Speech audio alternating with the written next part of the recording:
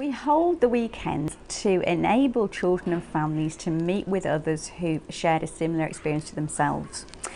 Childhood bereavement is a particularly isolating experience.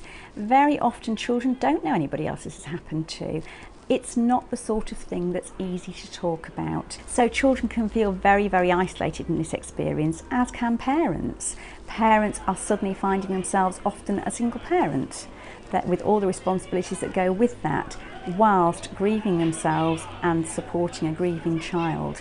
And they can benefit hugely from being with other parents and hearing their experiences so that they don't feel they are the only person this has happened to.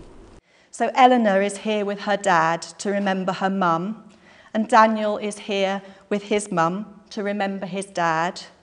And we've got Joseph and Isaac who are here with their dad to remember their mum.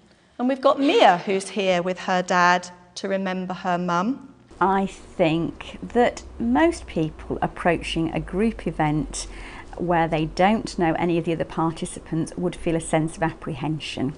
And I think given that families are in a very vulnerable position, they are all grieving, they've all experienced a major trauma in their lives, and I think a level of apprehension is absolutely understandable and natural. I think perhaps more so for the parents than for the children.